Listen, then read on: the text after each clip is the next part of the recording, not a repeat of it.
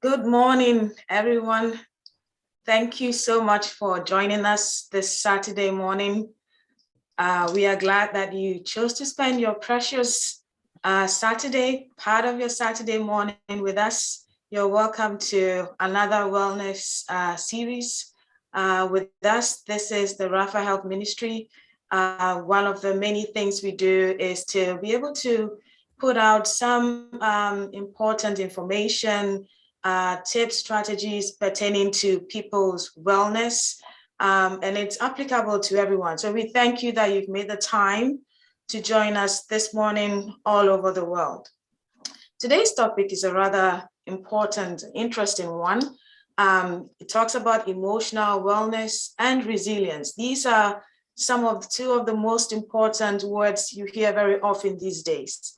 And maybe we ask ourselves the question, are people being overly dramatic, or is there really a cause to be concerned about wellness, about resilience, and what is resilience? So we are going to take a deep dive into that, and we have two amazing women that are going to help us with today's session. I want us to think more of resilience in terms of, building the emotional muscle, and also wellness in terms of everything else. It's wellness is not limited to a specific age. It cuts across everyone. It's no respecter of persons. People can be well or unwell at any point or any stage of their life. It doesn't give you warning. Things happen, life happens. We know that the only constant thing in life is change. And so everything else, it's wellness is not limited to a specific age. All we're trying to do today is just to give you information about that. My name is Mercy Lubitera, and I'm privileged to be able to moderate the program today. As we go further along into the program, you get to hear more about what we do. You get to hear more about, you have the opportunity to ask your questions, and you get opportunity to learn a lot more things. There are also disclaimers. Whatever we share here is not necessarily replacing what your health professional might tell you, or is not representative of the view of the wider organization. It's just us coming together to exchange information and to provide whatever might be helpful to you. We're going to talk more about that as well. So thank you again for joining us. Our program is supposed to be for 2 hours. We'll try to make it within the 2 hours. We're going to have a first speaker. I'm going to read a bio. She do her presentation, and then there'll be a second bio and a second presentation. And at the end of both presentations, we get to ask lots and lots and lots of questions.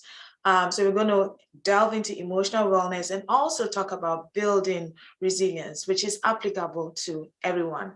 So thank you. Without much ado, I'm going to go ahead and read the bio of our very first speaker. I have to read it because it's a lot. She's very accomplished, and there was no way that I could memorize her many, many accomplishments. And today is also her birthday, I understand. So we have to show her a lot of love. We appreciate her taking the time out of her special day to come and give us this very important information that will be helpful to all of us. So the first speaker, her name is Dr. Yeside Ojo. She is a doctoral prepared nurse practitioner and a board-certified nurse practitioner in psychiatry and family medicine. That's a lot of studying, if you're asking me. She received her bachelor's degree in nursing from Howard University in 2005.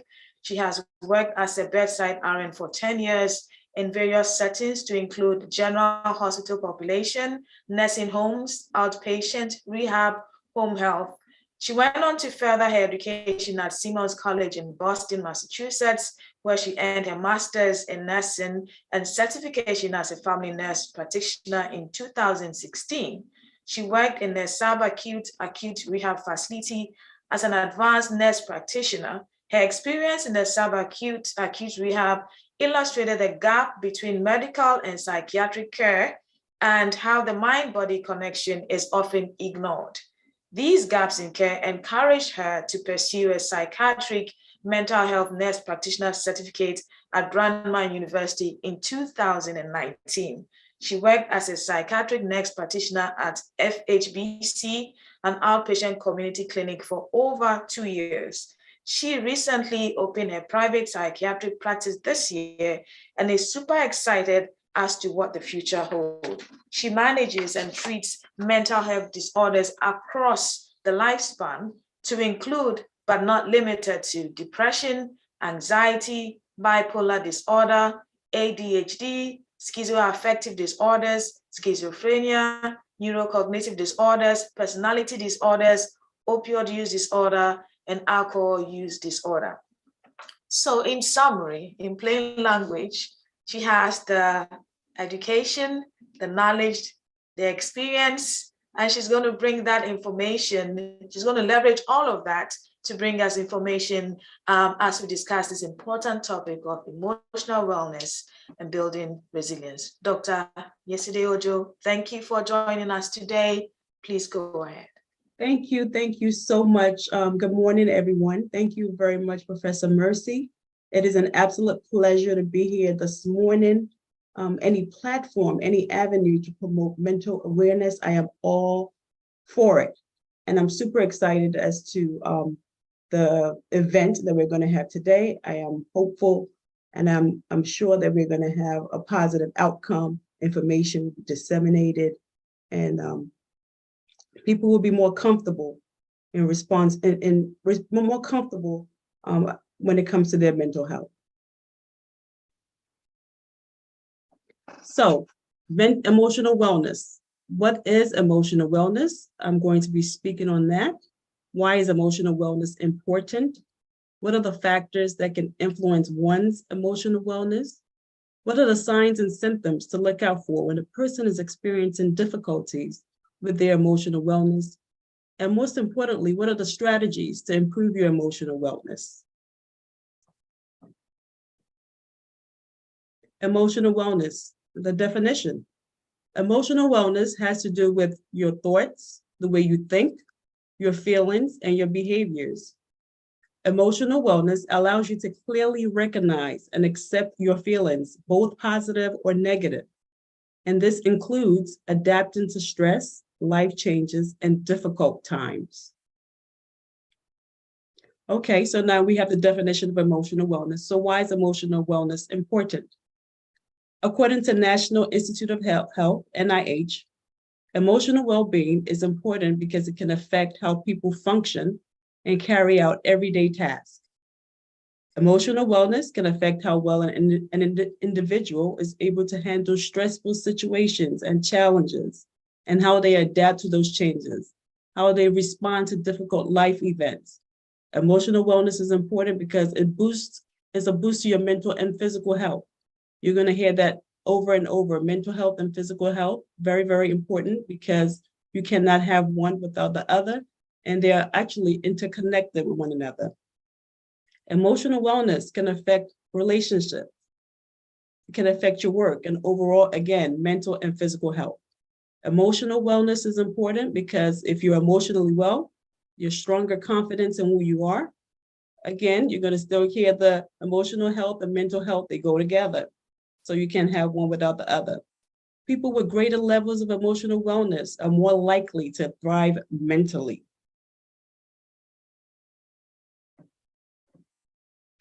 So what are the factors that can influence one's emotional wellness? There are several factors. Abuse is one of them: verbal, physical, sexual, or psychological. Challenges with work, school, relationships, or home life.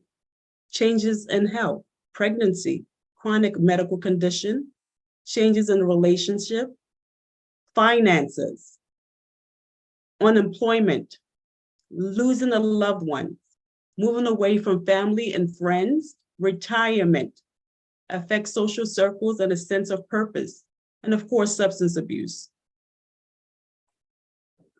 So the two most common conditions, that we see in our clinical setting or in our community that I'm going to speak about today is anxiety and depression. So if you're not emotionally well, you're at risk and prone to developing anxiety and depression. The top mental health conditions in both youth young adults and older adults is anxiety and depression. Let's go into some statistics here. In 2019, according to WHO, the World Health Organization, 301 million people were living with an anxiety disorder, including 58 million children and adolescents. That's a staggering number. In 2019, 280 million people were living with depression, including 23 million children and adolescents. Meanwhile, approximately 7% of children aged 3 to 17 experience issues with anxiety each year. Most people develop symptoms before the age of 21. I have some other statistics here from NAMI. In 2020, this is among youth and young adults. And this is 2020 during the COVID-19, where the pandemic, there was social isolation from peers, adapting to virtual learning, changing eating and sleeping patterns. But let's go into the numbers again. So among US adolescents aged 12 to 17, 1 in 6 experienced a major depressive episode. 3 million had serious thoughts of suicide. 31%, there was an increase in mental health related emergency department visits. This is among adolescents aged 12 to 17. So let's look at the young adults. They have from age 18 to 25. 1 in 3 experience a mental illness, and 1 in 10 experience a serious mental illness, and 3.8 million had serious thoughts of suicide. That's a significant number.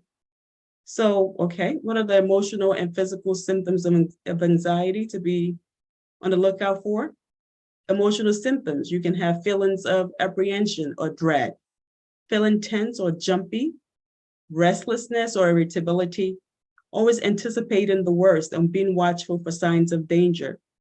The physical symptoms, you can have a racing heartbeat, you can have some shortness of breath, sweating, twitches, tremors, headaches, fatigue, insomnia, not being able to sleep, upset stomach, frequent urination, or diarrhea. Depression, again, depression is the leading cause of disability worldwide and is a major contributor to the overall global burden of disease. So depression is different from your usual mood fluctuations and short-lived emotional responses to challenges in everyday life, right? It's okay for us to be sad when things happen, such as the loss of a loved one or relationship changes, but especially when it's recurrent, meaning if it happens day to day and the severity is either moderate or severe intensity, depression may become a serious health condition. It often affects the way a person is able to function. It affects your activities at school. It also affects your relationship with your family members. So at its worst, depression can lead to suicide.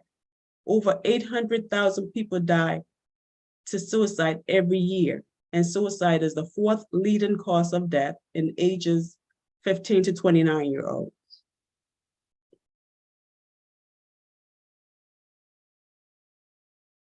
Another number, I like to share a little statistics. So again, from NAMI, National Alliance of Mental Illness, recognizing the impact again, this is from 2020 during the pandemic. Among US adults, 1 in 5 experience a mental illness, 1 in 20 experience a serious mental illness, and 1 in 15 experience both a substance use disorder and a mental illness. And 12 plus million had serious thoughts of suicide. That's a staggering number. So what are the risk factors? We spoke about that earlier. So depression does not have a single cause, just like the Professor Mercy said. It can be emotional wellness, emotional imbalance can be caused by several factors. So it can be triggered by life crisis, physical illness, or something else, or it can occur spontaneously. We spoke about trauma, the abuse, either verbal or psychological, especially when it's experienced at an early age. It can cause long-term changes in how the brain responds to fear and stress, and this can lead to depression. Genetics, so mood disorders such as depression, anxiety, they tend to run in families, especially first-degree relatives. life circumstances that we spoke about earlier, relationship changes, financial standing, where a person lives, all the social determinant of health, what a person eats, marital status, all can precipitate depression. Brain changes, this is a very important one. Young adults are also making, important factors while their brain is still growing. The decision-making part of the brain, the prefrontal cortex, continues to develop through a person's mid-20s. So although most people are resilient, people who are exposed to the adverse circumstances that I stated earlier, social determinant of health, poverty, violence, your environment, disability, inequality, also substance use abuse during this time, puts you at higher risk of developing depression and or anxiety. Other medical conditions, if you have a chronic, I stated earlier, medical and mental, they go hand in hand, they are interconnected. And I shared some of the physical symptoms, some may present with when they're having anxiety and or depression. So chronic pain, medical illnesses, you're at risk of developing depression. Also, some medical symptoms like hypothyroidism can mimic depressive disorders, and some medication can cause symptoms of depression. Drug and alcohol misuse. Adults with substance use disorder, there's significant higher risk of experiencing a major depressive disorder.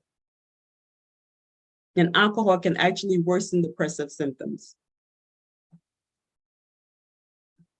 So what do we need to be on the lookout for?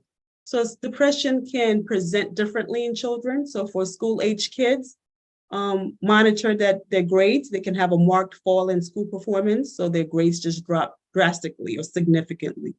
Poor grades in school, despite them trying very hard, refusal to go to school or to sleep or take part in activities that, they're normal for that child's age. Frequent physical complaints, again, like the headache, the abdominal pain, the diarrhea, marked changes in sleeping and or eating habits, extreme difficulties in concentrating that get in the way at school or at work or at home, excuse me. Symptoms of depression for you to be on the lookout for the youth and adolescent: lack of energy and or motivation, temper outbursts, that's the irritability. They're easily irritated, sleeping too much or sleeping too little, changing their appetite, either eating too much or eating too little, withdrawal from families and friends, social isolation, loss of interest in activities that they usually used to enjoy in the past, skipping school or classes, self-critical remarks, feeling hopelessness, feelings that things would never get better, worsening grades, withdrawing again, writing, drawing, or listening to music about hopelessness, about dying, about guns, and threatening suicide, even in a joking manner. What are the signs and symptoms for our adult/older adult? Again, irritability, calling out of work, self-isolation, lack of energy, motivation, inability to complete tasks at home or at work, loss of interest in activities that were usually enjoyable in the past, fatigue or lack of energy, neglecting self-care, suicidal thoughts, or self-harm. So when should you seek treatment for depressive symptoms? Okay, so there's no shame in seeking professional help, even if you're not sure you have depression. Talk to your family, your primary care physician about your symptoms, because usually they're the first line. You go for your yearly checkup.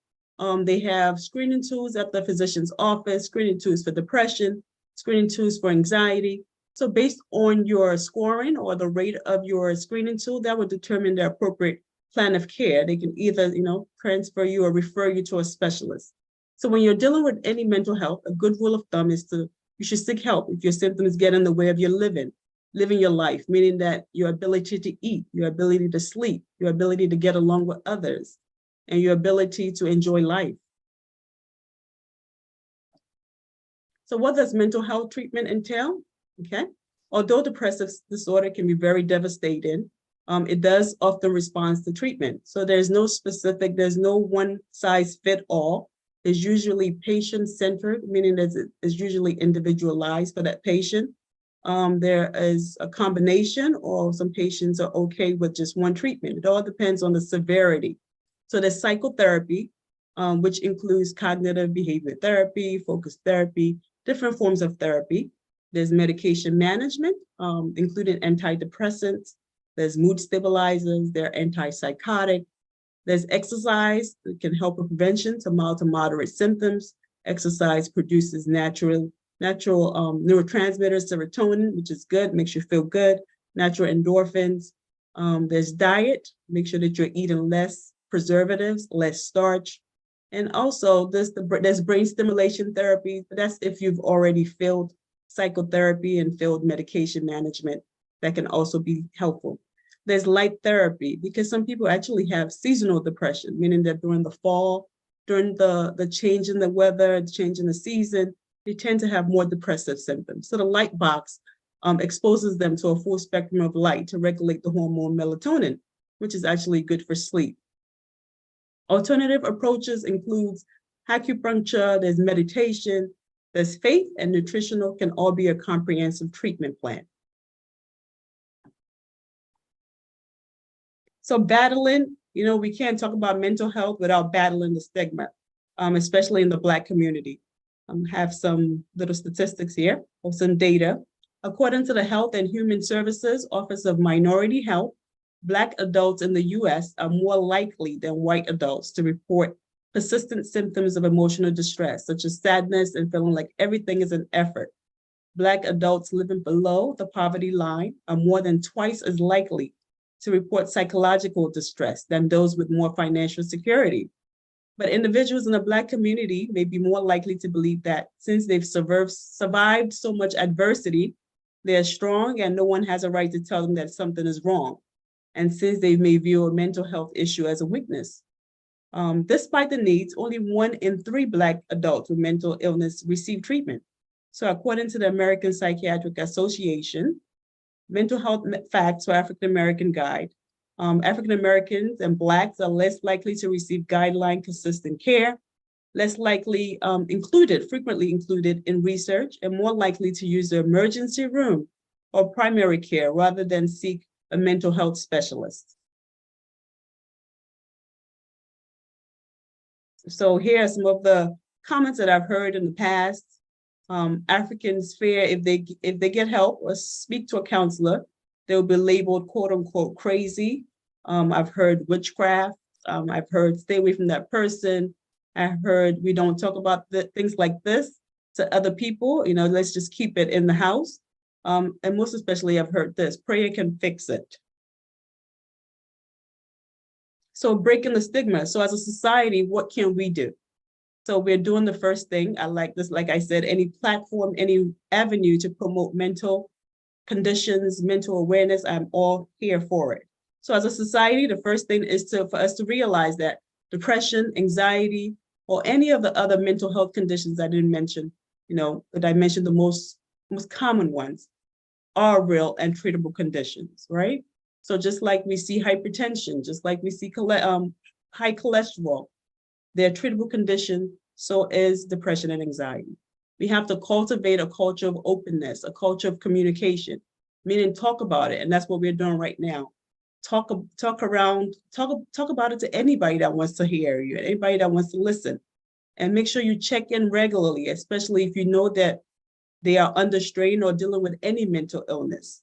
Normalizing treatment for mental health issues, making treatment more accessible for more people. Again, awareness. We can't have enough of this. Keep the conversation going. This is a way that we can, reduce the stigma through educational outlets. And don't leave the children out. I know we often don't want to involve kids when it comes to talking about mental illness or mental conditions. But we know kids are naturally curious, right? And they have questions about everything, including mental health. So adults can help children understand that mental conditions are real and can be treated. And doing that, you can be a part of changing the narrative, changing the conversation for future generations, so they don't have all the stigma, that we have. Again, what can we do to break the stigma? Increasing the number of culturally competent providers and changing the narrative surrounding mental illness. So people that look like me, people that look like the moderator, representation. When people see people that look like me, they're more comfortable and, like, oh, this person knows what challenges that I've gone through. This person is able to understand. It is also important for mental health treatment providers for us to equip ourselves with skills to be necessary to take care of individuals in our community.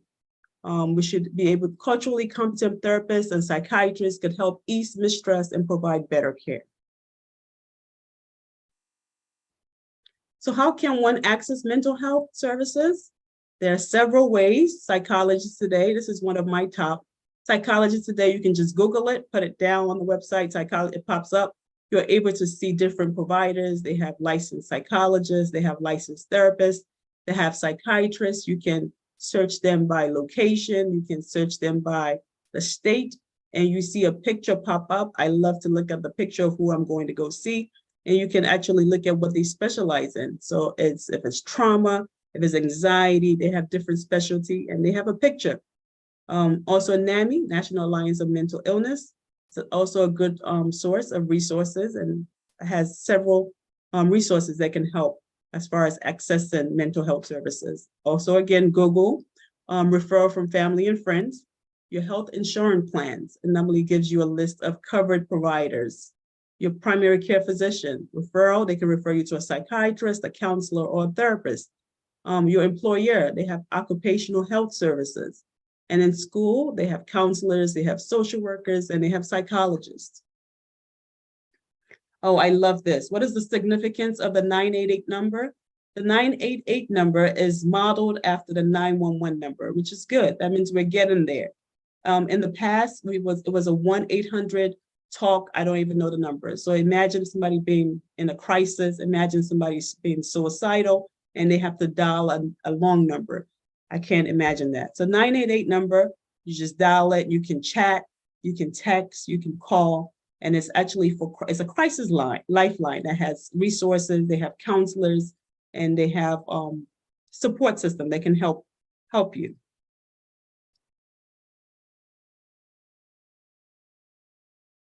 I like this. I love this quote by Serena Williams. It says, "I really think a champion is defined not by their wins, but how they can recover when they fall." And this is what we're talking about. Emotional wellness, resiliency is not how many times you fall, but it's what you do when you do fall. Thank you. Thank you so much, Dr. Ojo. That was very informative. That's a lot of, concrete information, lots of ideas. We appreciate you sharing that with us. If you are just joining us, thank you and welcome. We are discussing emotional wellness and building resilience for life trials. And as we go along, if you do have any questions, just remember to post it in the chat, and we will try as much as possible to respond to most, if not all, of the questions that come our way. So feel free to listen and make notes, and also put in your questions as we go along. A few things, I wrote down a few things when you're going through your slide, and it just confirms the fact that, when we talk about emotional wellness, anyone at any stage of their lives can be unwell, whether it's a young child, it could be a child as young as 5, 6, 3, even younger. It could be an older person, right? You could have someone who might be very physically fit, but very unwell emotionally. And sometimes we forget to look beyond, just someone's physical appearance, right? Because when someone is emotionally unwell, there isn't just one thing that points to it, right? It presents differently in everyone. So it's also a reminder for us, I think, to not just assume that because someone looks well or dresses well, then everything is okay with them, but to look out for some of these signs that you talked about. And especially when we know people and we see that they might be presenting themselves differently in a not so positive light, it might be time to maybe try to bring the attention to it and see if we can redirect them. We might not have the information to tell them, this is what I think, but like you said, we could have the opportunity to maybe redirect someone and help them along the way. So just to remember, there's also one thing that I learned recently, that a strong person is actually someone who knows they need help and goes to seek help. but maybe in our culture, maybe we've always assumed or thought that a strong person is one who can take care of everything by themselves, right? So maybe, like you said, they've been through adversity and they're like, yeah, I got this, I can handle it by myself. No, but a strong person is the opposite. You recognize your limitations, your strengths, and you know when to reach out to see a therapist, when to reach out to talk to someone. Even if you don't go for a licensed therapist right away, but at least begin to seek help so that you can get a better outcome. I also like the fact that you talked about trauma and how that can, lead to depression. You also talked about even where someone lives, where someone lives. So I think these factors are important because if, for example, you are getting depressed as a result of where you live, then perhaps one of the solutions or possible strategies would be to move if possible. Because if your physical area is leading to depression, you might have to physically move. So just practical steps. Thank you for sharing those tips with us. We appreciate you. And there are questions for you, but we'll get to it. We'll go to the next speaker. And then after that, we would come back to you with tons of questions. So get some rest and be ready for us when we come back to you.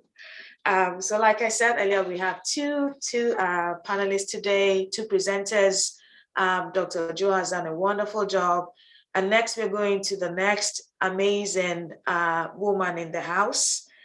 We might know her differently, but I'm just going to read, again, I have to read her bio because it's a lot and I could not memorize it. We know her as PM, but let me tell you a lot about PM. Well, not a lot. What we can share about PM in this time. So she is a leader that wears several shoes or several hats. I don't know if she said several shoes. We'll take that too. Faith, culture, family, and education are her anchors and have been her core values since childhood. She has a bachelor's in psychology and pre-med from DePaul University and a master's in public health from University of Illinois at Chicago. Yemisi has quickly developed a passion for people, healthcare, and wellness. In 2006, she relocated to the DMV area to start her career in public health.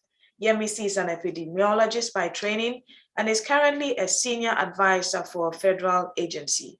Several years of being mentored and mentoring others has resulted in Yemisi valuing and prioritizing the mentorship relationship. Her passion for people's achievements has led her to become a certified life coach. Her goal is to encourage others to prioritize their whole health, physical, spiritual, emotional, and mental health, while also helping them discover who they are and guiding them to where they want to be. Yemisi is also the co-pastor of Ignite JHDC. After joining JHDC in 2006, she quickly became active in various ministries: the prison ministry, special events department, young adults and singles ministry, Haggai business ministry, teenage mentoring program, young professional mentoring program, and global mentoring program, to name a few. Well, the question I want to ask her is if she ever has time to sleep or rest. I don't know, sounds like a lot. She met her amazing, multi-talented husband, Pastor Wale Odusanya, in 2007 at church and have been married for 12 years. They are blessed with wonderful twin boys who bring so much joy into their lives. Outside of ministry and a professional career, she is an entrepreneur. She has a YouTube talk show and is a public speaker on an array of topics. She's blessed to be surrounded by strong mentors and coaches who have guided her through her professional, spiritual, and relationship journey, which is why it is so important for her to also serve as a mentor and a coach to many. So talk about paying it forward.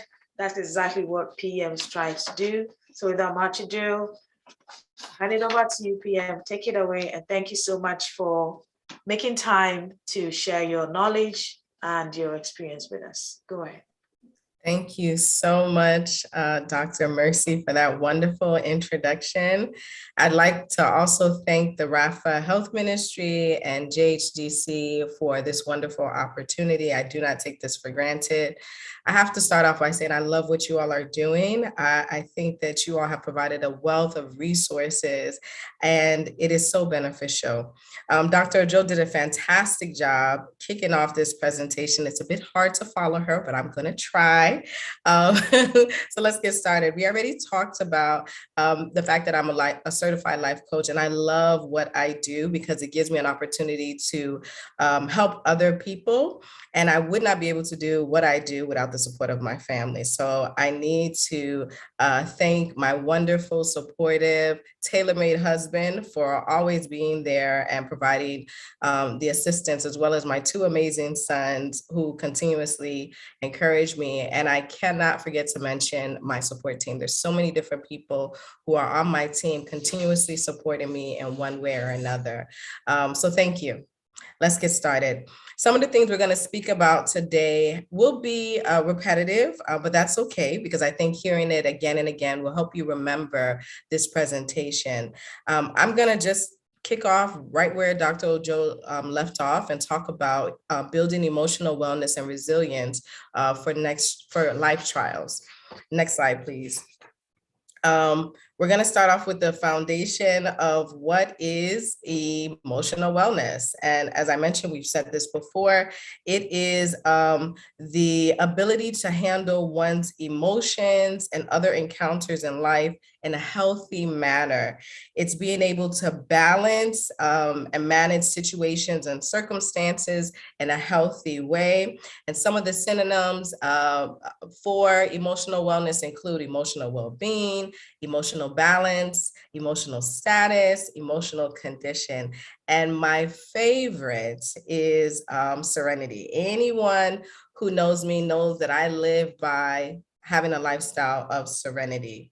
I believe that it is something that should be incorporated in our day-to-day life. And when I think of serenity, I think about when Jesus was in the boat during the storm.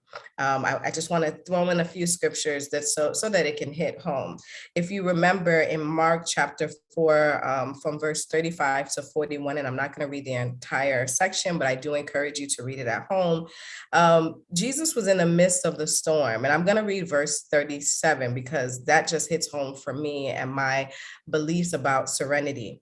And it says, but soon a fierce storm came up, high waves were breaking into the boat, and it began to fill the water. Jesus was asleep at the back of the boat with his head on a cushion, or if you're reading another version, it says on a pillow. The disciples woke him up shouting, "Teacher, do you not care that we are going to drown?" Jesus was in a place of serenity. Even during this storm, he was calm, peaceful. He wasn't bothered by all the chaos that was going on. So much so that the disciples thought that he didn't care. And it's not that he didn't care. He was just in a place of serenity. He was living at the highest level of emotional wellness. You know, Jesus lived in serenity, and he wanted us to do the same as well. And one scripture that reminds me of that is John chapter 14, verse 27, that says, "I am leaving you with a gift, peace of mind and heart, and the peace I give to this world the world cannot give. So do not be troubled or afraid." Next slide, please.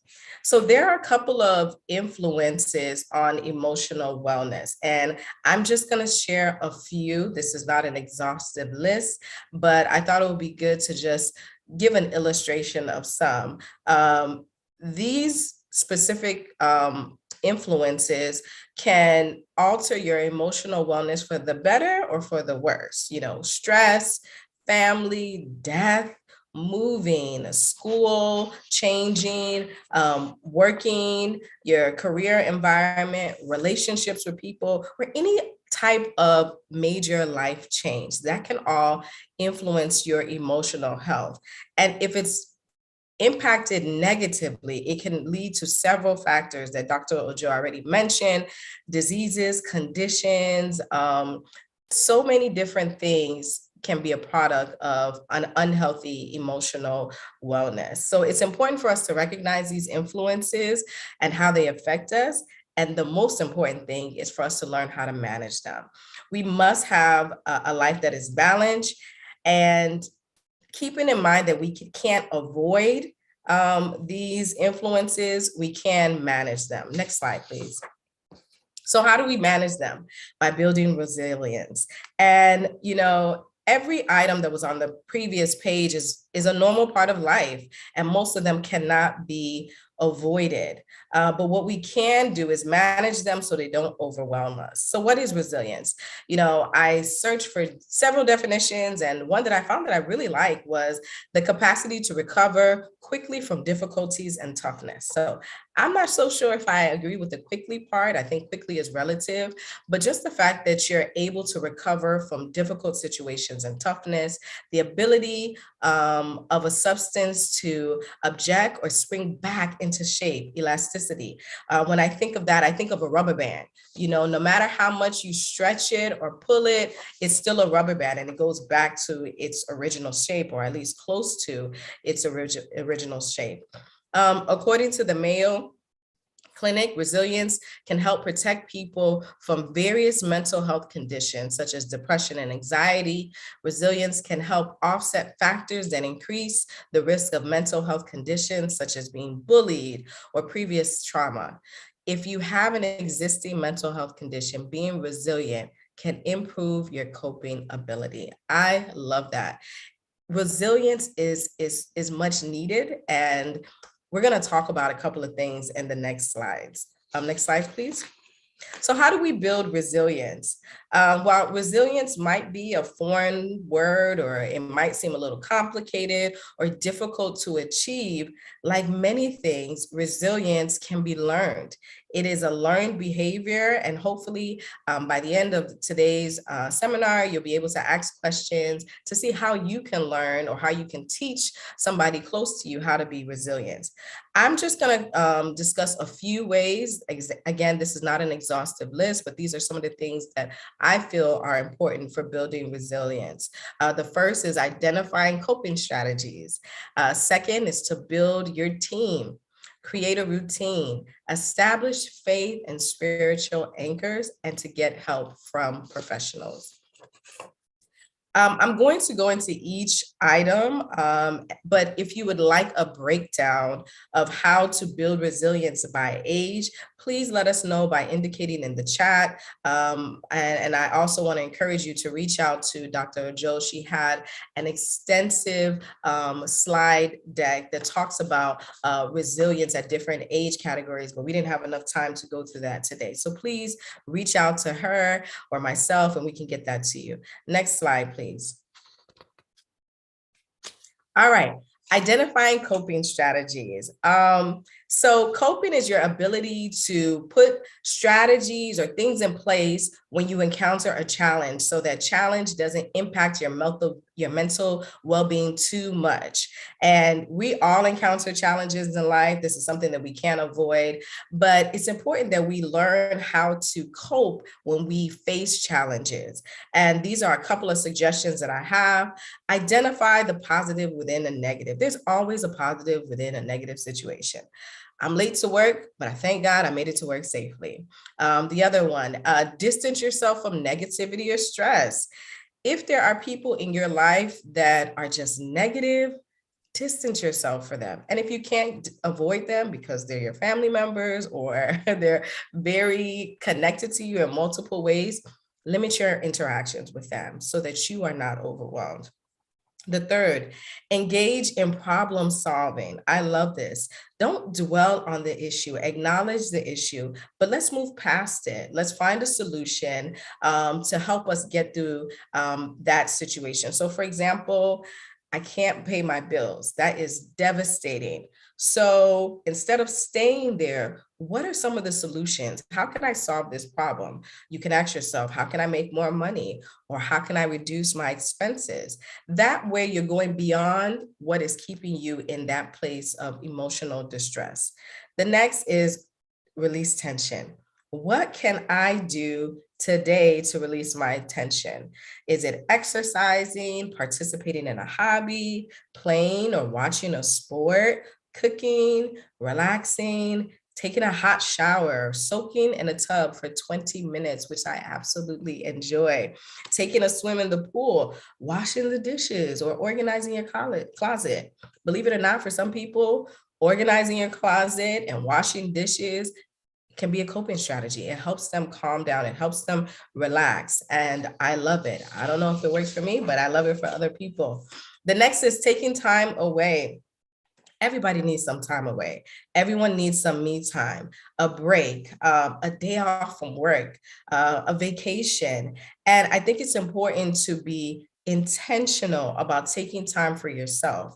And I'm thankful in my life, I have a support team. I've mentioned my tailor-made husband already, who is completely hands-on with my life as a whole. So it's made it easy for me to have me time. And I know sometimes we tend to not feel the need for it, but I encourage you, take a random day off and just stay in bed or do nothing. And you'll see how much you have reduced the stress or the tension in your life. And the last one is participate in activities that are pleasurable. What do you enjoy doing? Be intentional about scheduling that into your daily, weekly, monthly activities. People who know me know that I love going to the spa. I can go every day, all day. I do it regularly, and this keeps me happy. It keeps me in my place of serenity. And that's one of the ways that I cope with a couple of stressors or things that can be overwhelming in my life. Next slide, please.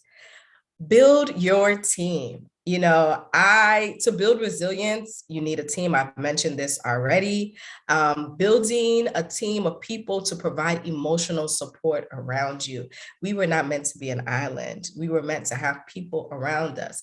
Even our Lord and Savior, Jesus Christ, had disciples around him. So it's important for us to recognize that we don't have to do this on our own, but build a team of people. Also, create a personal boardroom. I have a diagram here that I created. I think it's so key to have a personal boardroom. And a personal boardroom is a team of people that play a specific role in your life and you lean on at various times of your life. I don't have enough time to go into details, but I'm happy to talk to you about this a little bit more. But I've had a personal boardroom for several years, and I thank God for them. I have 3 ladies who I support, and they know they're part of my boardroom. But there are also people who they don't realize that they're part of my boardroom, but I lean on them heavily to gain insight, to get support, to clear my mind. It's so helpful. I wasn't meant to live this life by myself, and I'm not trying to be Superwoman. So I lean on my team. Small groups, this is a support system of people who you have common interests with, whether it's at your church or at your place of work, people that you can just come together and just share with. And just to give you a few scriptures, Proverbs chapter 12, verse 15 says, "The way of a fool is right in his own eyes, but a wise man or woman listens to advice." That is the key thing about having a support system. Proverbs 11:14 says, "Where there's no guidance, people fail, but in abundance of counsel, there is safety." A boardroom is key. Next slide, please. The next thing I think that is so key is building a routine. As a coach, I like to give assignments. Usually the client assigns their own assignment, but it's an opportunity for them to figure out what they need to do before our next meeting. And one of the things that seems consistent with my clients is the fact that creating a routine or small habits have been so helpful in them achieving their goals. So doing something small daily to help them get to a bigger, a greater goal or a place that they want to be. Creating a routine brings clarity, it creates structure, and it gives you a sense of accomplishment. I recommend scheduling a routine throughout your day. Now, that doesn't mean you have to allocate time. You have to assign something to every hour, but it is important for you to do something daily and build upon it. For example, if you want to become closer to God, praying in the morning every day, even if it's for 5 minutes, that can be a part of your routine. Exercising, taking a walk, drinking tea daily, or even just being able to do something as simple as, making your bed. One of the things my husband and I try to do, and we try to get our children to do as a routine, is make our bed every morning. It's key. Every time we make our bed, we feel like we can accomplish anything that day because we've accomplished our first thing, which is making our bed. Of course, we do other things, but that's something that we've decided to be part of our routine every day. Other things to help you create a routine is having a calendar, creating a calendar and using it. There's no point of having a calendar if you're not going to use it. Something that I learned about 2 years ago is not just having a calendar, but reviewing it for the next 3 weeks to help me prepare and plan for what's happening so that there are no surprises. Create a to-do list daily. It'll help you plan out what you have to do. And again, accomplish some things and check those things off the list. Have plans for the day, for the week, for the year. This allows you to allocate time to doing things that you have to do and doing things that you really like to do. And finally, creating habits. I think this is my favorite because I strongly believe that strong habits can result in major changes. I've read that, having a routine will reduce your stress level. There's so many benefits. I'm just going to read a few. Improve your health. It'll help you sleep better. It helps you improve your decision-making process. It helps you create more time for other things. John Maxwell said it best when he said, "You'll never change your life until you change something you do daily. The secret of your success is found in your daily routine." Creating a routine is fantastic for your well-being. Next slide, please. Awesome. Dr. Mercy mentioned this, faith is a big anchor for me, but having faith as an anchor for resilience is key. I'm not going to read all of these scriptures, but one of my favorite scripture that has helped me through anything is Philippians 4:13. I can do all things through Christ who strengthens me. The key thing about this scripture is through Christ. I can't do everything by myself, but I can do it through Christ who strengthens me. There's several scriptures that I can share in the chat for you all that will help you build your resiliency outside of the scriptures that are listed here. James 1, chapter 2, chapter 1, verse 2, Proverbs chapter 3, verse 5, Psalm 62, verse 8. There's so many. The list goes on and on and on. And again, I can provide that in the chat room. I don't want to spend too much time on that because we have other things to talk about. Most importantly, next slide, please. To build your resilience, it is important for you to be comfortable getting help from a professional. There's a typo there, from a professional. It is so key. And Dr. Ojo talked about this already.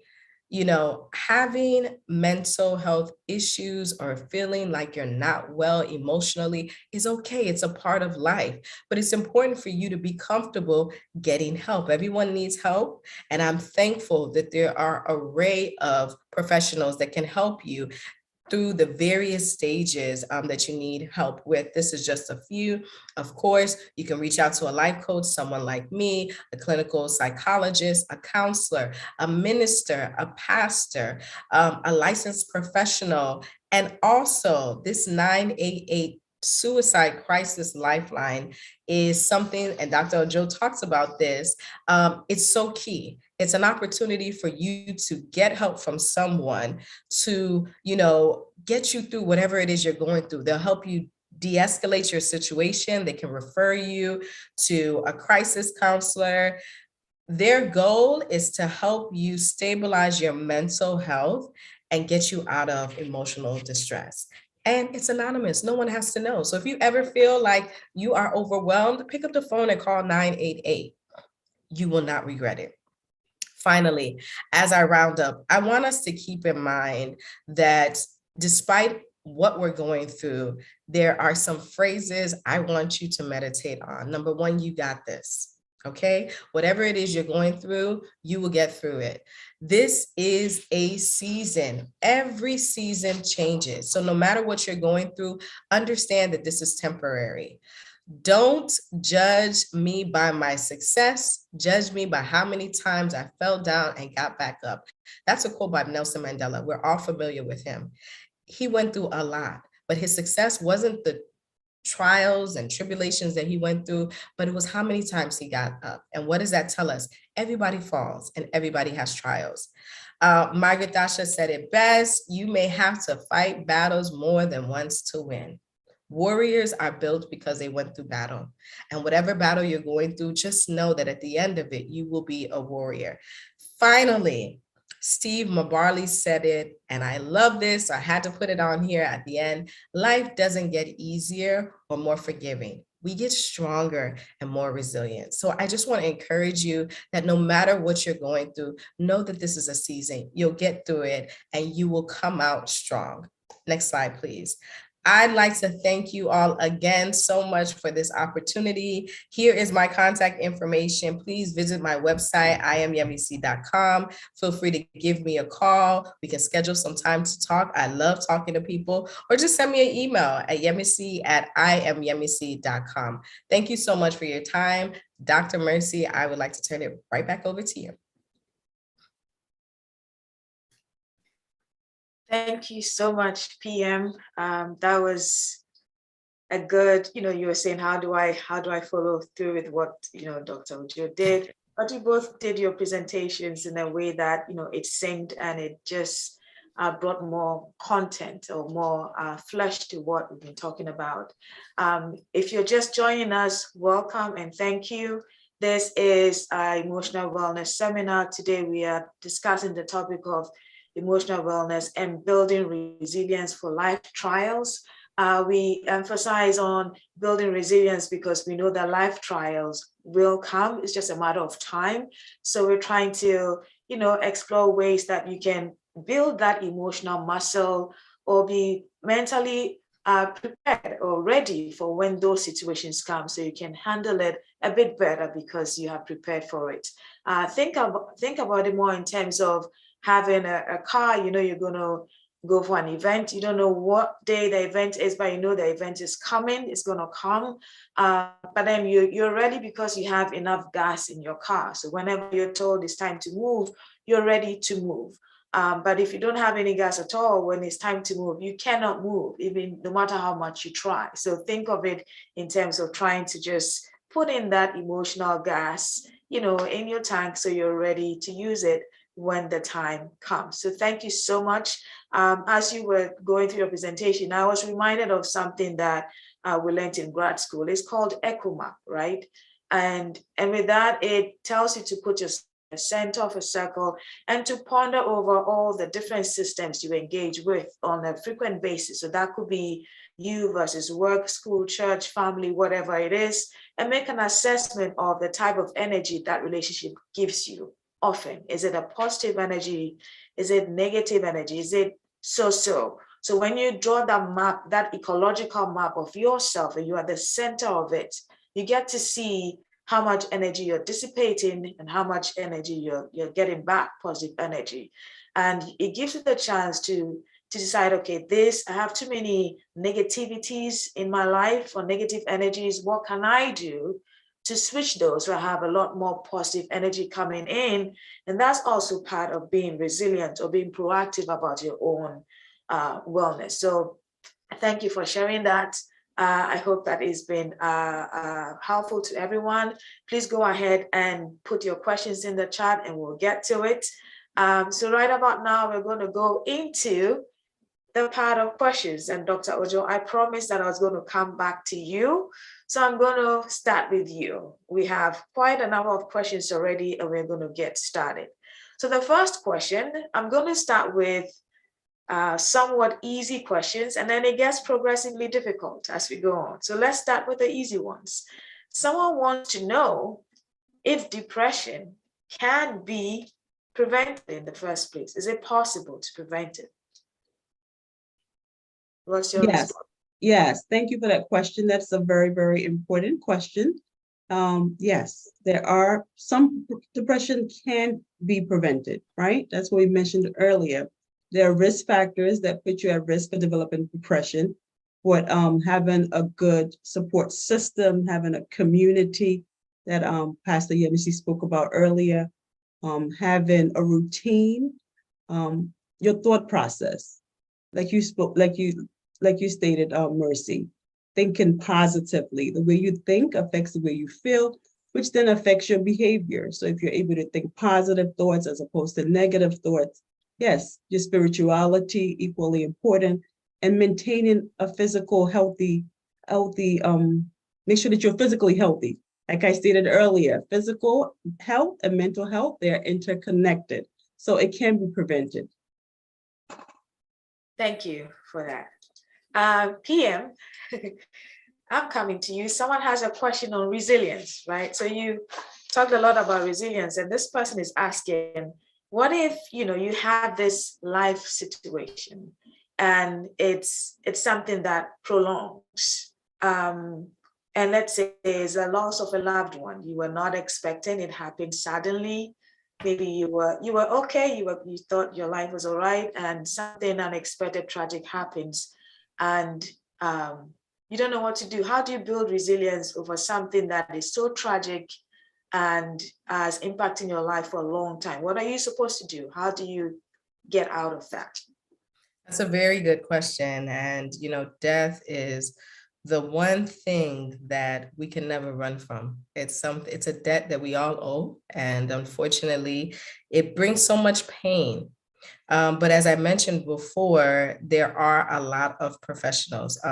I think, reaching out to people, having a support system, talking to a grief counselor. They are trained to help you specifically with grief. Many times, if someone hasn't been through what you've been through, it's difficult for them to relate, advise you, or even support you because they don't understand what it means to lose someone that close, whether it's a sibling, a parent, a spouse. But grief counselors are trained to help you get through this. And I think it's important to keep in mind that everybody grieves differently. So while one person, it may take them weeks or months to get over the loss of their loved one, or not get over, but to get back to their normal routine, for others, it may take years. And I think knowing that your journey is different from someone else's will give you a sense of peace, to understand that you can grieve in your way, but you may need to get professional help from a grievance counselor. As a pastor, many of our members have lost a loved one for whatever reason. And where my husband and I were there to support them, but we also let them know that there are people who are trained in this specific area that are willing to help you. And we always encourage them to explore it. It may not be of benefit for every individual, but it's worth a try. The goal for us is to be our best version of ourselves. And if that means getting help from a professional, it's something that we should do. And I encourage. Thank you. The first time I heard the word grief counselor was when I moved to this country. I've never heard it. It's not something, you don't have a grief counselor, from our culture. Grief, what is that? Why do you need one? Mm-hmm. But as it was explained to me, it made a lot of sense. And I think that sometimes when someone loses a loved one and we want to console them or say something to them, sometimes we don't have the right language. Or we might say, oh, you get over it, or oh, I also lost my son last year and look at me today. But you might have the right intent, or the good, you're saying that, thinking that might help the person, and that may not necessarily be the case, right? So you want, or we might say things like, oh, I understand what you're going through, and you may not understand because that person might be experiencing it very differently. So it's good to, if you're not sure what to say, maybe not say much, and point them in the direction of someone who could actually give them the support they need. So thank you for bringing that idea. Still on you here. So someone says, yes, I hear this thing about, emotional wellness, being anxious, not feeling too well, and then this thing about faith. So what am I supposed to do? How do you balance the two? Does one have preeminence over the other? Can you just hold on to just your faith and that alone? Or do we, more, is it a 50-50 split? Is it 60-40? Is it 70-30? What do? You have all this faith, but you also have all this. How are you supposed to navigate those two or leverage those two? That's a very good question. And, the thing about faith is if faith is your anchor, you're building up your faith prior to your trials and, your situations. And once they come, you're prepared. The Bible all talks about do not be afraid, do not fear. Jesus said that so many times. Why? Because he knew that there would be times we would be afraid. So he's preparing you ahead of time for what is about to come. I don't think it's a 50-50. I think it's a 100-100. I think having your faith as an anchor is so key. Spending time with God, knowing what the word says and applying it to your life, speaking things that is in line with the word from when you can even think of something to when it actually happens, but also getting help and getting assistance. There's nothing wrong. The two actually go hand in hand. There are many trained for professionals that are people of faith. And I will say that most times when I'm looking or recommending professional help for people or even looking for myself, I want to make sure that they have the same faith background as me, because for me, there's no separation. Everything is intertwined. My faith is intertwined with my life. So I want you to be able to give me the science, but also understand that faith is very important to me. So I don't think it's a 50-50. I think it's 100 approach. But you can't focus on one and neglect the other. That's my point. There's some things that, faith can do if you're hearing the word over and over, you're listening to inspirational songs, you're meditating on the word, and those things are great. But for some people, that's not enough. And that's okay, because God did not expect us to be an island. He didn't expect us to deal with these things on our own. That's the reason why he had 12 disciples, and he talked about community, and most of the miracles he did were in places of community, because he knows the importance of community and support. So I would definitely recommend anyone going through something to hold on to the word of God, build up their faith, but also seek professional help. It doesn't make you less of a person. It doesn't make you weak. In fact, it makes you actually very wise, because you're not trying to base your decisions or your journey off of your own knowledge, but with the help of trained professionals that can get you through that journey. Thank you. Dr. Ojo, I'm right back at you. So we have some interesting questions for you. Someone is asking, okay, sometimes people refuse. So it's two questions. What kind of treatment do you offer to people that need to be well, right? Need to get better? What kind of treatments options do you offer them? And secondly, some people, we know that sometimes treatment can include medication. Some people would not take the medication because it might have side effects. They might gain weight, or they could even become more depressed, or it could bring on some other issues that did not exist before. And so people may not want to take that medication. What should they do? If someone really needs to have medication, but they stop taking it or they don't want to, what do you do for them? And what other options do you have for people? Okay, so just going to go back to the slide that I shared earlier. There are different options, and it's often patient-centered, meaning that it's individualized. There's no one size fit all. So it's based on the presenting symptoms, and it's also based on the severity. Like I stated earlier, there's several screening tools that can screen you for depression and screen you for anxiety. And in those screening tools, they also have the numbers that you do score would determine how severe your depression is and or anxiety. And that would dictate if we need to start medication management or just simply go with psychotherapy. So the higher the severity of your symptoms, the more the recommendation, evidence-based practice is recommending if it's higher, if it's recurrent, that we do start medication. So for patients that are medication naive, they might be a little bit resistant and reluctant to start medications because, like you stated, the side effects, especially for antipsychotics. and even some antidepressants, their weight gain, but we always have to look at the risk versus the benefit. Meaning that if you taking this medication, it's actually better for you overall as far as your mental health, your emotional wellness, you're able to eat properly, you're able to sleep properly, you're able to function and interact and have a good relationship with others, then we have to look at the risk versus benefit. So with the side effects, that's why we always make sure that we educate our patients that, you're taking this medication, you're at risk for weight gain, but at the same time, we have to consider lifestyle modification. This is where diet comes into place. Make sure that you're eating less starch, you're eating more health, making healthier decisions, making sure that you're incorporating exercise in addition to the medication. Because just like any medication that you might be on, I'm going to go again, like I'm a stickler for the mental health and physical health, they go hand in hand. If you are diagnosed with hypertension, there are several side effects of your antihypertensive medication.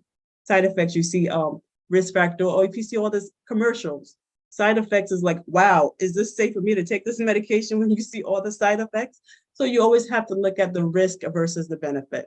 So me taking this medication, is it going to be productive? Is it going to help my emotional wellness? Is it going to make me feel better? We look at all those factors. Okay. So I would advise, based on the severity, that if medication management is needed, I would advise taking medication. And you don't have to be afraid of the medication, because for most depressive, evidence-based practice, again, recommends that we can treat you for at least 1 year. So if your symptoms do resolve, doesn't mean that you might be on this medication for a lifetime. It might just be for a short duration of time. And then, we can reassess as the time goes on. Okay. That's good for you to say that. I hope I was able to answer all the questions. I know it was two questions. So I hope I was able to answer the 2 questions that you asked me. Yes, you were. And there are more questions coming your way. Sure. Yeah. One of the things that I have encountered in my line of work is sometimes when someone, a client comes to you and you're trying to do an assessment, and they have to tell you're relying on their responses or their information they give you to be able to, design a treatment plan or intervention strategy for them. But we come from a culture where sometimes we want to suppress how we actually feel. And so we may not give the full information of how we feel. So maybe if you're experiencing maybe certain symptoms 5 times a day, the person might say 2 times a day. And here you are, you are the psychiatrist or psychologist or social worker. Based on the person's responses, you are charting the plan for them. But then somehow you feel that maybe it might be based on what you see of the person, you feel like there might be a lot more to the story. How do you go about getting that information from the client so that indeed they feel that, right, they don't have to get good grades in this assessment, because we're used to, I have to get a good grade, I have to look good. So how do you get to a place where you're able to get as much accurate information as possible so that you can have a plan or a unique strategy that actually works for the client? Thank you, Mercy. That is an excellent question. So that's why I always recommend, for me, my patients, when I'm seeing them initially, I prefer them to come into the office, at least for the first visit. So I can just, sometimes I need to see your body language. I need to see what it is that you're communicating with me. With the pandemic and access to technology, there's a lot of telehealth platform whereby you can also conduct interviews with your patients. But I prefer, that first interview, first session, let me look you in your eye, I'm here. Let's build that rapport, make you feel comfortable and knowing that it is okay. And I'm not judgmental, whatever it is that you tell me stays here with me.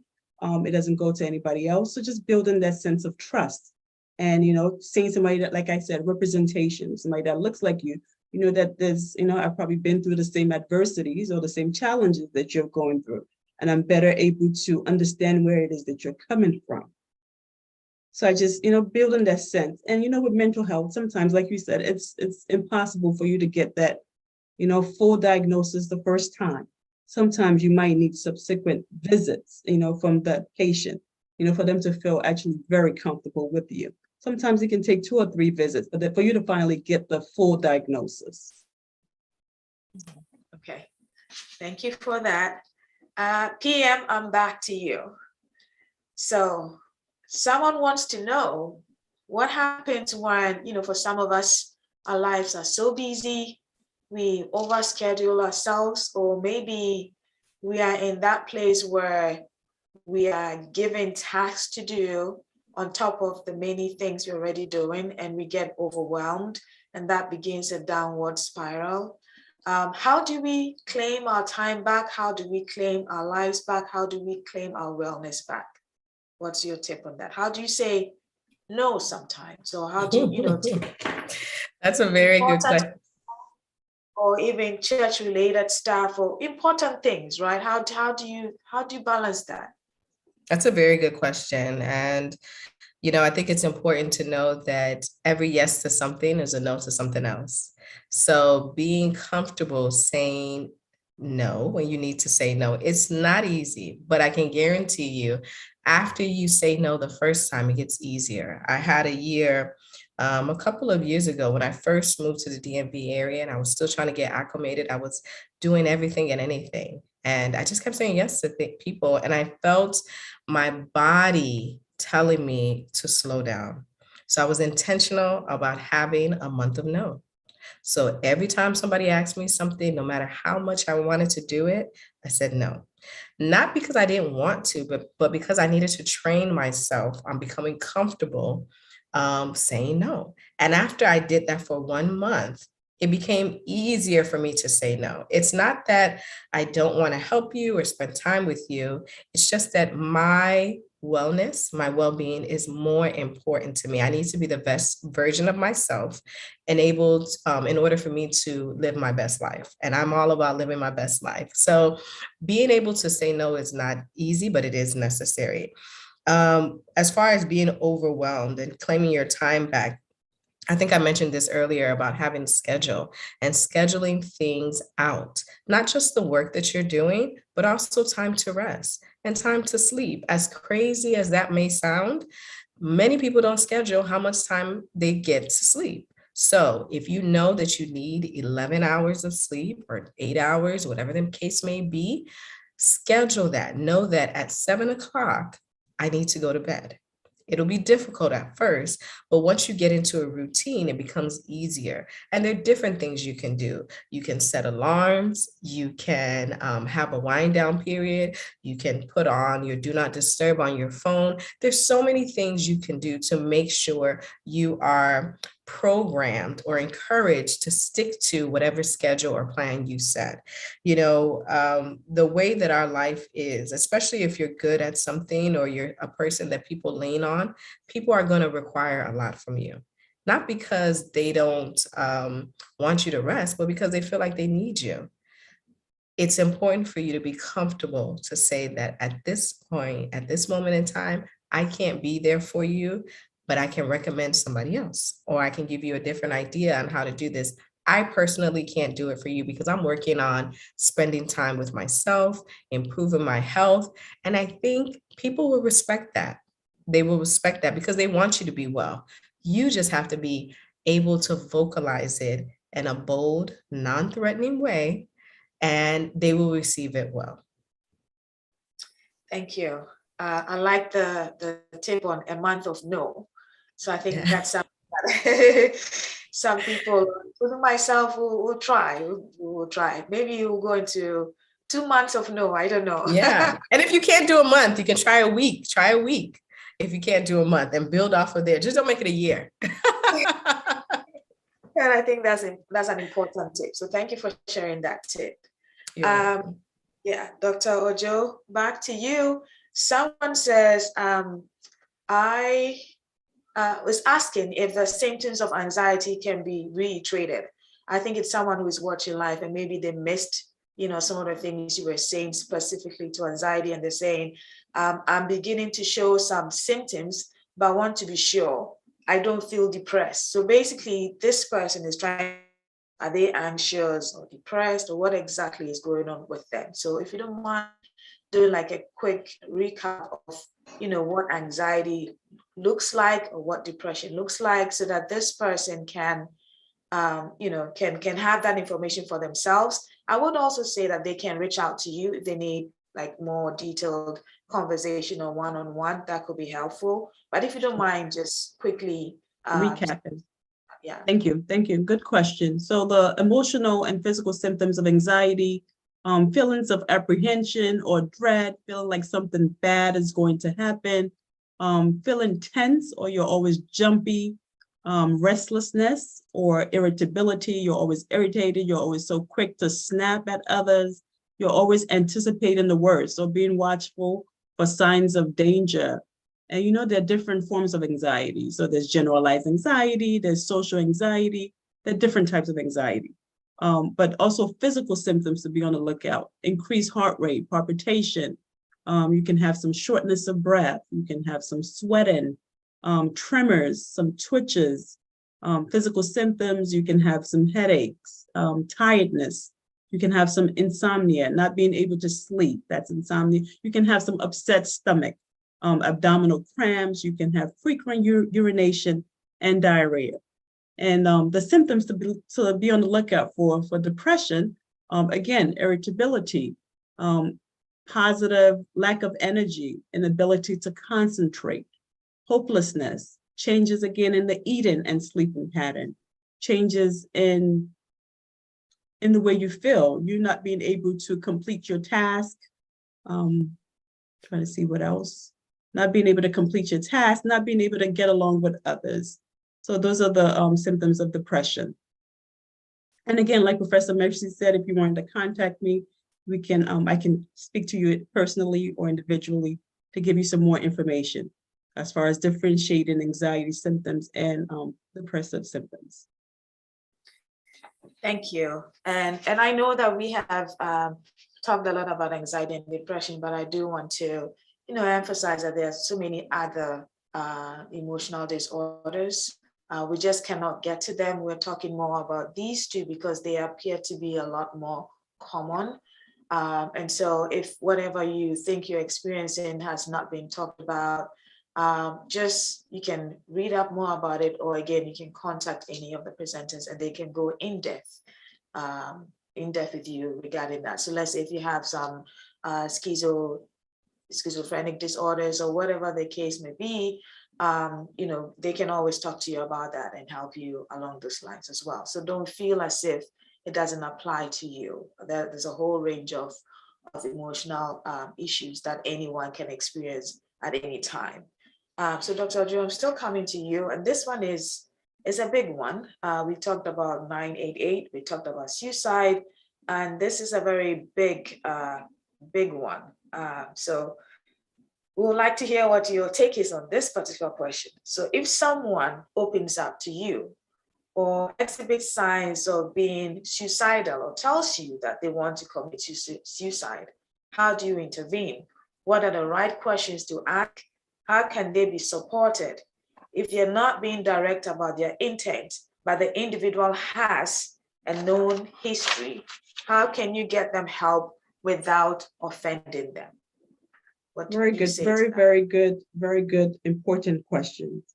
Like I stated, statistics, over 800,000 suicidal per year. So we need to speak about it. So again, the first one, recognizing the warning signs of suicide, right? We stated that hopelessness, talking about, I want to kill myself, I want to hurt myself, even in a joking manner. So making sure that you recognize the warning signs of suicide and suicide risk. Take suicidal statements very seriously. Like I said, somebody might be joking with it, but take it very, very seriously. Also get involved, meaning actively listening, not just listening to have a response, but actively listening. Start by telling them that you're concerned, give them examples. I'm concerned that you're having this, that this is what is going on with you at this point. Just make sure that you go back and recap what it is that they've spoken to you about, or what it is that they've shared with you. Because in that sense, they know that you are actively listening and not being judgmental when they do communicate their feelings with you. Make sure that you're listening. Like you mentioned, actively listen. Very, very, very important. encourage the person to seek professional help. If a patient comes to me and they tell me that they're suicidal, I ask them, is it active suicidal?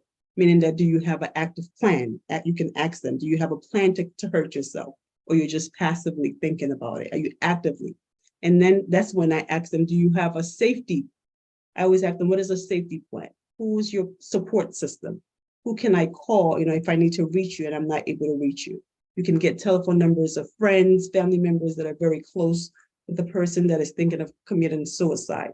Again, give them resources. There is a person is actively suicide, I'm not able to treat them in my setting. So they would need a higher level of care.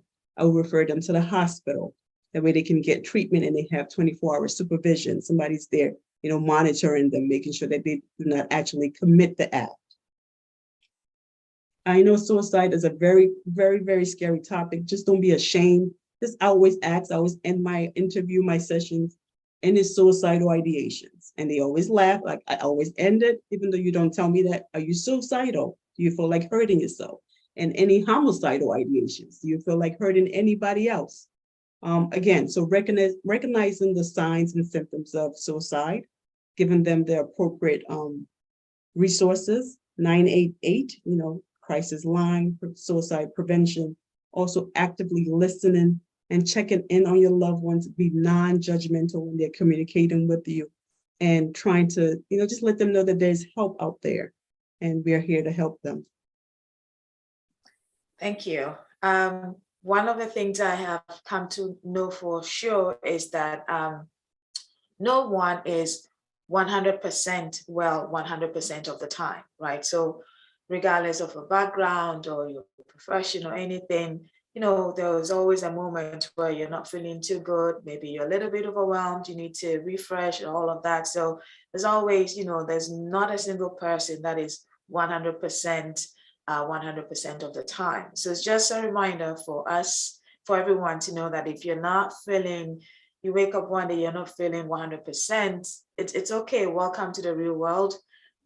Let's see what happens next. What should we do next? So that's why we're trying to have this conversation. So Dr. Ojo, still on you. Let's say if a health professional, like a psychologist, a psychiatrist, a doctor, a social worker, or someone like that, someone who has a license, reaches out for help, for mental health support because you're having some kind of a crisis, is it true that they stand a chance of losing their license? Because not at all. No, okay. Not at all, because we cannot discriminate, right? There's a Equality Act of 2010 that protects disabled people if they receive any unfair treatment, and the same act also protects patients with mental illness/conditions. So if a patient, mental health, a psychologist, or somebody in the health field comes to me and they reveal to me that they're having suicidal ideations, or they're depressed, or they're having anxiety, or whatever mental health condition, or they have schizophrenia or bipolar, it is as a patient, it is my duty to make sure that I support confidentiality, patient confidentiality is maintained, and to not discriminate. So I haven't had anybody being terminated or discriminated against if they reveal that they do have any mental health conditions. So no, it is not true. It is okay, right? Mental health is not determinant of any socioeconomic status, is not determinant of any educational background. It doesn't matter if you have a PhD or a master's. It can affect anybody. So you being in a professional field should not deter you from seeking the appropriate help or appropriate treatment that you do need when you do have mental health conditions. Like you said, Mercy, everybody is not 100% anytime. So why can't it also apply to psychologists or therapists or anybody in the health field? We're all human. We're all going to have periods where we're overwhelmed. So no. Thank you. PM, I'm back at you with a ton of questions for you this time. So someone wants to know, what if, you have this job that you don't really like, but you need, and so you have to go to every day. How do you build resilience for something like that?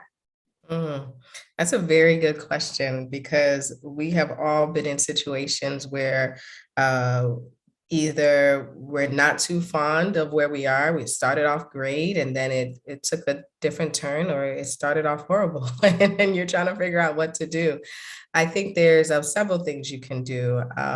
Again, faith is my anchor. So I definitely I go to the Lord and I pray about it. What is the reason for me being here? You know, sometimes you are not in a bad situation or an uncomfortable situation because you're meant to get out. Sometimes it's meant for you to grow and to build a character in you. So that's my first thing, is I'm always asking God, what is my purpose? Why am I here? Do you even want me to be here? Or is it time for me to go? I think, it's also important to, look at the surrounding factors. Are there other factors outside of the actual task at work or the people that I'm working with that is not enjoyable for me? And actually writing them out. I'm a big component of writing things down. I love when the Bible talks about writing the vision down and making it clear. There's something about getting your thoughts from your mind onto paper. It helps you digest it better. It helps you go back to reflect on it. So write down what exactly is frustrating me or bringing me pain or making me uncomfortable here. And once you can see it on paper, then you can start figuring out ways to get to a different place. If it's changing your job, if it's changing your approach, changing your mindset, having conversations with people.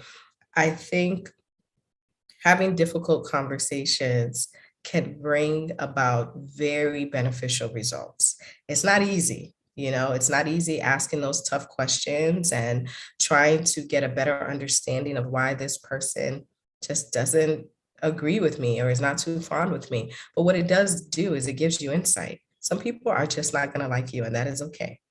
But at least you know that, oh, this is not even about me. This is about this person's insecurity. So I don't know why I'm worried about it.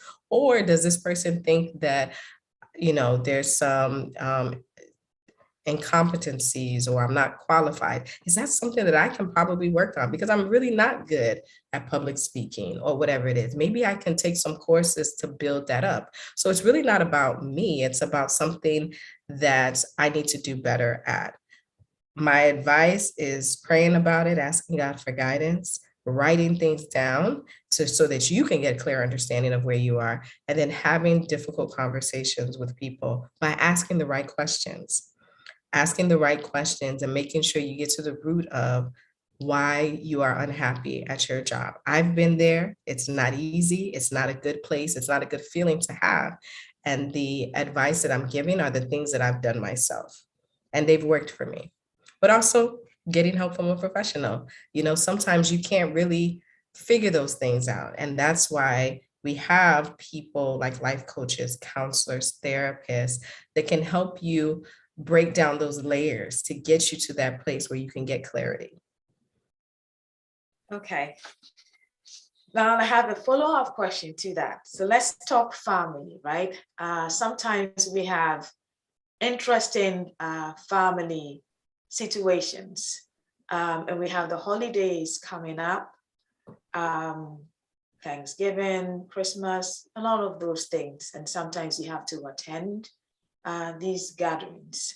So someone wants to know, if you find yourself in, situations that based on experience, that it will be, one of those high tensed situations. Do you always have to attend? Can you not go? How do you handle something like that, where you know that this is a situation you're walking into that is most likely going to trigger, maybe some unpleasant memories or some fight or something along those lines? What are you supposed to do? I'm so glad you brought up the word trigger, because that's what I wrote down, is being able to know what your triggers are. So, the one thing that you can pick your friends, you can pick your job, but you cannot pick your family. And many of us, if we could pick our family, we wouldn't have some members in our families that we have. But, we can't really avoid that. And because the holidays are coming up, I think it's important for you to have an honest conversation with yourself. Do I need to be at this gathering? If you don't need to be there, if it's going to bring you too much stress, remember your well-being is so important and you should strive to be the best version of yourself. If it is not going to allow you to be the best version of yourself and you cannot stand to be in that environment, it's okay to not go. Remember, I talked about saying no. It's quite okay. But if it is a situation where you cannot avoid and you have to be there, there's some things that I think you can do to prepare you for what's to come. I was recently in a situation where I had to be around somebody. I knew going into the situation that I had to be around somebody that I maybe wasn't too fond of, but I prepared myself going into it. I took deep breaths. I did some breathing exercises just to make sure that, my core is clear, my head is clear. And I was convinced that no matter what this person says to me or does to me, I am not going to have them take me out of my element. So prepping yourself ahead of time, knowing what your triggers are, of course, praying before you go into that situation. I've done that too. I said, Lord Jesus, just give me the strength to hold my tongue, because me speaking in this environment is not going to be beneficial to anybody. It will be damaging to everybody. So Lord, just give me the strength to hold my tongue. And he comes through. I don't know how he does it, but he does. So prayer is key. Relying on the Holy Spirit to help you refrain, asking him for wisdom to say the right things when you cannot refrain, and also preparing yourself ahead of time. There's so much power in your tongue. I talk to myself all the time. I talk to myself all the time when I'm going into a situation. I'm saying, okay, let me see, you got this. Let me see, just be calm. Let me see, don't let them irritate you. And I say that constantly. The more you say things, you start to believe it, even if it's a lie, you know? Because God has given us the ability to speak things into existence. You're manifesting it. Be calm, be pleasant, just smile, ignore the annoying things that this person is going to say and move forward. That has worked for me, preparing yourself ahead of time. The good thing about this scenario that you brought up is that you already know that you're going into an environment. You're going to the lion's den, so you can prepare yourself. Or you can excuse yourself. If you see that the situation is getting to a place where it's unbearable, kindly go to the next room, take a break, do some breathing exercises, get to a place of serenity. And if you have to go back into that environment, do that. There's nothing wrong with checking out every now and then. Again, it's about your mental health and it's about you being well. They may not even understand or acknowledge or realize what's happening. They might just think you have a runny stomach because you're going to the bathroom every 5 minutes. That's okay. That's okay. As long as you are doing what you need to do to be well and to get to a place where you can have dialogue or you can be in an environment with people that you may not be too fond of. Because the reality of it is you're not always going to be in a pleasant situation, but you know your body, you know how to manage yourself, you know what your triggers are. So if you prepare for them ahead of time, it'll be easier for you to manage those situations. Well said. Thank you. Dr. Ojo, I'm coming back to you. So let's talk about children or young adults, adolescents. When we talk about behavioral issues in children, in adolescents, how can we best support children? I know a lot of our talk has been around adults maybe, but specifically for young children, how do we support them? And how do we create a safe space for them? How do we create those will I say, opportunities for them to be able to tell us how they're feeling, exactly how they're feeling, and not feel as though we are going to say, let's pray about it and dismiss it, or we're not going to take them serious. We're not going to say, well, I feed you, I clothe you, I pay your fees, you should have no issues. How do we get to a place where our children feel safe enough to come to us? And also that when we see these things, we are not in denial. We acknowledge what we see and that we go about it the right way. What would be your thoughts on that? What would you say? Okay, so I would say start very, very early, meaning early prevention, meaning that simply when they get back from school, just simple questions like, how was your day today at school? And like really be, again, actively listening to what they're telling you, not dismissive, asking them, poking, asking their teachers, how is my child doing today in school? Because, in different settings, children or adolescents can present some way in different settings. So at home, they might be presenting, their normal way. And then at school, they're acting out. They're not, they're being bullied. So ask questions. Any bullying going on in your school? Did anybody do anything to you to hurt your feelings? Ask how are they feeling? Ask, are you eating okay? Just monitor their eating patterns. Monitor their sleeping patterns. Are they sleeping okay? Did anything deviate? Any changes from their usual, from their normal patterns that they were doing, from their normal routines? Also, like I said, get involved with their friends. Let know who they're hanging out with for adolescents. Who are their friends? What are they into? For the children, speak to the other parents, get to know what it is that how's your children behaving at their house. Like I said, children, tend to behave differently in different settings and different environments. What is the second question? So I also was going to, it's more like a follow-up question. So they talk about internet or children being overexposed to social media, all those things, and how that also has its own, impact on the overall wellness. Is there some truth to this? What are your thoughts on that? Oh, definitely. I think too much of anything can, affect one's emotional wellness, even for adults, period. Especially during the COVID. Perfect example is during the COVID pandemic, it was all over the news. A lot of my patients were presenting with anxiety. If the information that you're obtaining from social media, if it is not adding to your current body of knowledge, if it is not increasing anything in any form, it is okay to, turn it off. It's okay to turn off the television. It is okay to turn off screen time. And also for children, make sure that you're monitoring. There should be a certain time limit. It says, because after a while, they start to, whatever it is that you're watching, after a while, it becomes a representation of who you are, right? So they start to, there are different sites where you see violence being shared, different things that children shouldn't be exposed to, especially like I stated, their brain is still developing, and all those traumatic events can actually, put them at risk for developing depression and anxiety that we're trying to avoid them getting exposed to. So make sure that you're monitoring what it is that they're watching, who they're hanging out with, just being, early prevention. Just make sure that you're involved in your children's life. Make sure that you know every aspect of what's going on. It's okay for your teenagers. It's okay to go into their rooms once in a while, knock the door, open up the shelves. I do that once in a while. I'm like, I just want to make sure that everything is in order. But you're just, looking out for things that might not be in order. Just make sure that you're active. You want to know who their friends are. Get involved. That's basically the key. Early prevention. Start poking. How are you doing? Like I stated.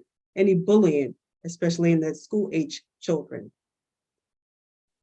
Thank you so much. One final question, and we're going to wrap up. PM, this is for you. So someone is asking, given the importance of being emotionally well and all of that,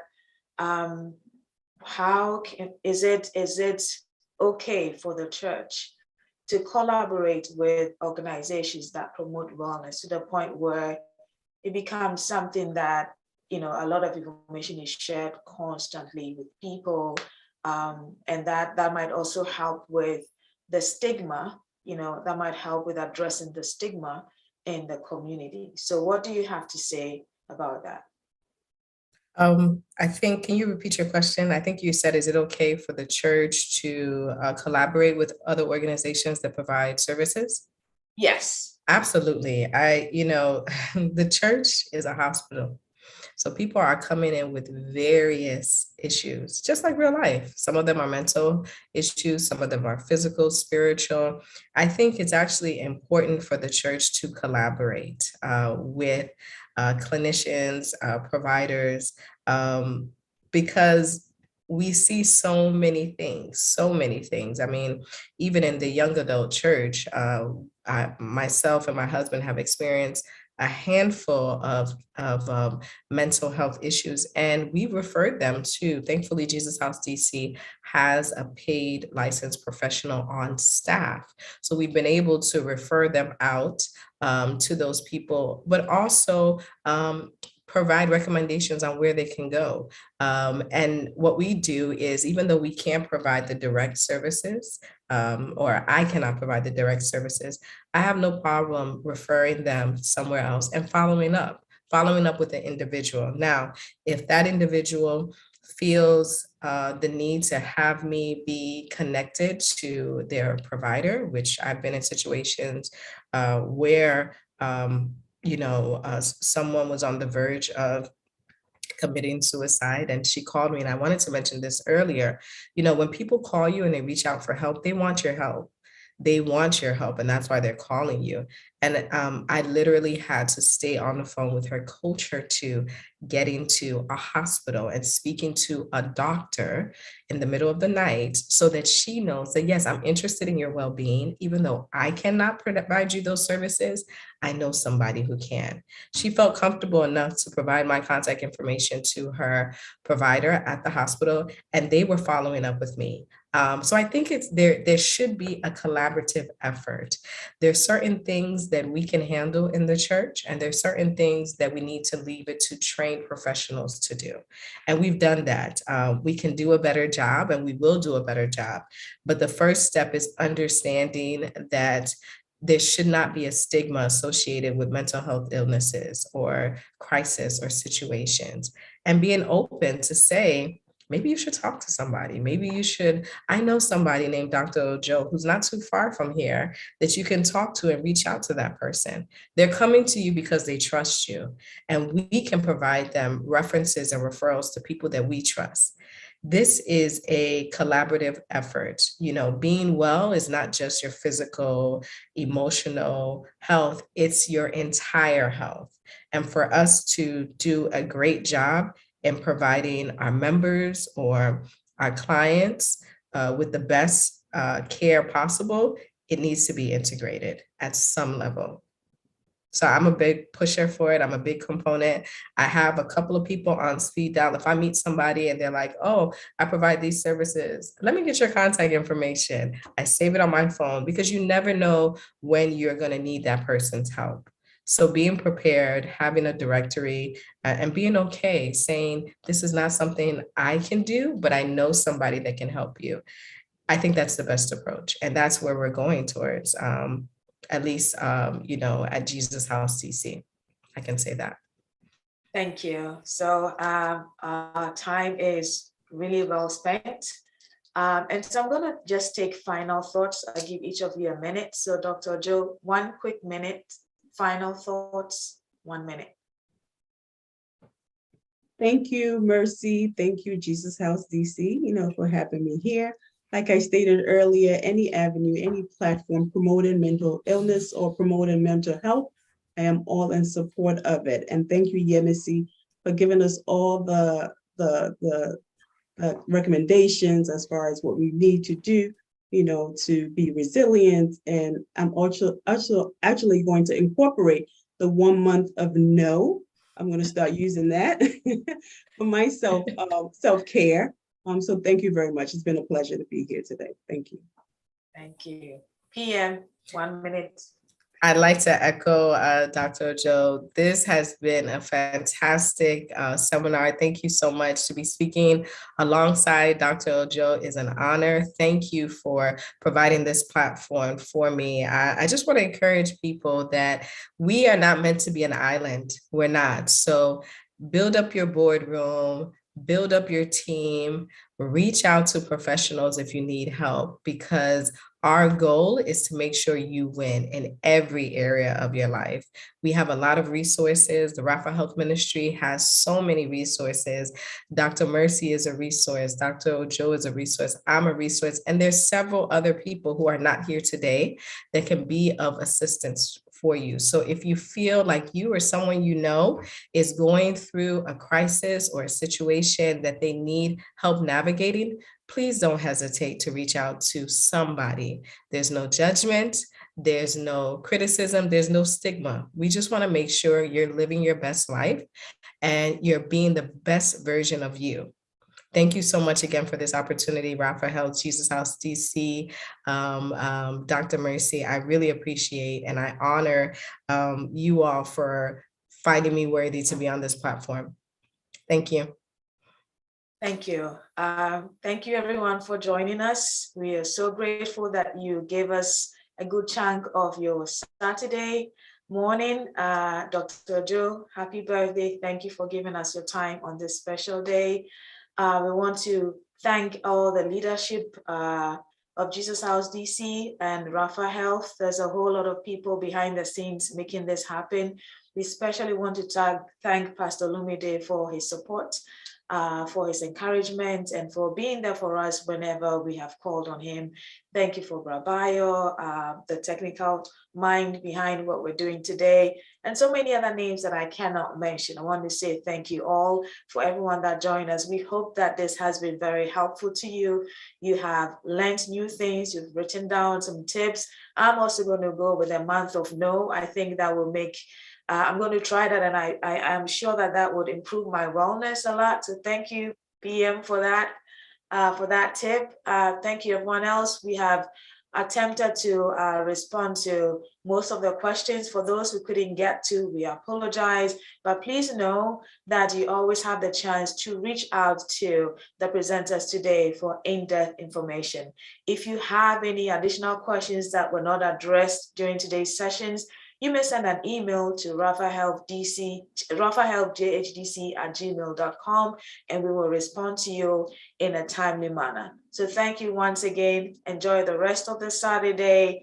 We are glad you joined us, and we wish you wellness, nothing but wellness. Thank you, and God bless.